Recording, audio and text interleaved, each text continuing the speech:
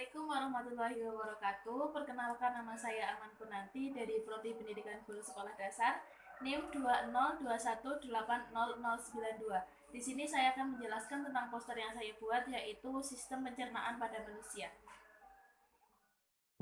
Sistem pencernaan merupakan serangkaian jaringan organ yang memiliki fungsi untuk mencerna makanan. Makanan-makanan tersebut akan diproses secara mekanik ataupun secara kimia. Pencernaan secara mekanik yaitu pencernaan yang terjadi di dalam lambung yang melibatkan gerakan fisik dalam tubuh. Tujuan pencernaan ini adalah untuk mengubah ukuran molekul makanan menjadi bentuk lebih kecil atau halus. Sedangkan pencernaan yang kimia yaitu pencernaan yang melibatkan enzim. Sistem pencernaan pada manusia terjadi pada saluran pencernaan. Saluran pencernaan merupakan saluran yang kontinu berupa tabung yang dikelilingi otot.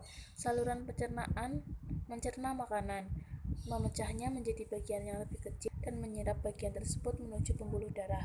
Organ-organ yang termasuk di dalamnya adalah mulut, faring, esofagus, lambung, usus halus, serta usus besar. Dari usus besar, makanan akan dibuang keluar tubuh melalui anus. Lalu, untuk cara kerja sistem pencernaan sendiri, yaitu berawal dari pencernaan mekanik di mulut, kemudian di pencernaan kimiawi lainnya yang terjadi di organ lain, yaitu sebagai berikut. Organ yang pertama adalah mulut. Mulut adalah awal dari saluran pencernaan. Faktanya, proses pencernaan manusia dimulai bahkan sebelum proses menggigit. Kelenjar ludah menjadi aktif saat seseorang melihat dan mencium hidangan makanan. Setelah mulai makan, mulut akan mengunyah makanan menjadi potongan-potongan yang lebih kecil agar mudah dicerna. Air liur pun bercampur dengan makanan untuk mulai memecahnya menjadi bentuk yang dapat diserap dan digunakan tubuh. Saat menelan, lidah memasukkan makanan ke tenggorokan dan ke kerongkongan. Organ yang kedua adalah kerongkongan. Kerongkongan terletak di tenggorokan dekat trakea. Kerongkongan akan menerima makanan dari mulut saat proses menelan. Epiglotis atau kerongkongan adalah lipatan kecil yang terdapat di tenggorokan saat seseorang menelan untuk mencegah kejadian tersedak.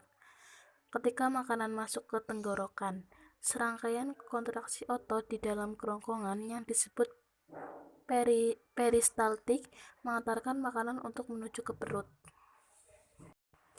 Yang ketiga adalah lambung. Lambung adalah organ berongga atau wadah yang berfungsi untuk menyimpan makanan saat sedang dicampur dengan enzim pencernaan. Enzim ini melanjutkan proses pemecah makanan menjadi bentuk yang dapat digunakan. Lalu yang keempat adalah usus halus. Usus halus adalah tabung berotot sepanjang 22 kaki atau sekitar 8,25 meter yang berfungsi memecah makanan menggunakan enzim yang dilepaskan oleh pankreas dan empedu dari hati. Dan yang kelima adalah pankreas. Pankreas dapat menghasilkan enzim pencernaan ke dalam usus 12 jari yang memecah protein, lemak, dan karbohidrat. Pankreas juga memproduksi insulin dan meneruskannya langsung ke aliran darah. Insulin adalah hormon utama dalam tubuh untuk metabolisme gula. Lalu yang keenam adalah hati. Hati memiliki banyak fungsi, tetapi tugas utamanya dalam sistem pencernaan adalah memproses nutrisi yang diserap dari usus kecil. Dan yang ketujuh adalah kantong empedu. Kantong empedu berfungsi menyimpan dan meletakkan empedu di hati dan kemudian melepaskannya ke dalam usus 12 jari di usus kecil untuk membantu menyerap dan mencerna lemak. Lalu yang kedelapan adalah usus besar.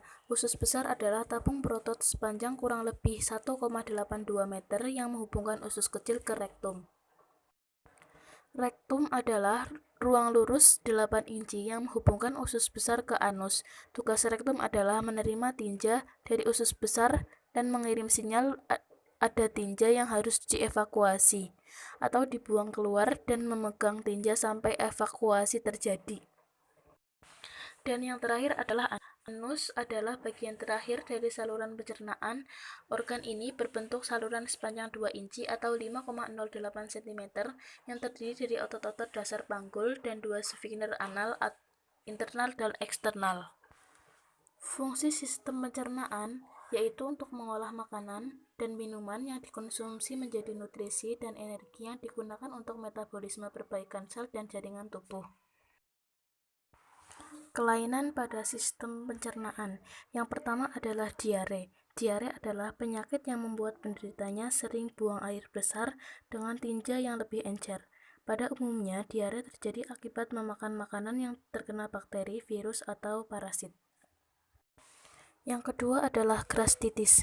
Gastritis merupakan penyakit pada lambung yang terjadi pada peradangan dinding lambung atau biasa disebut juga perut kembung.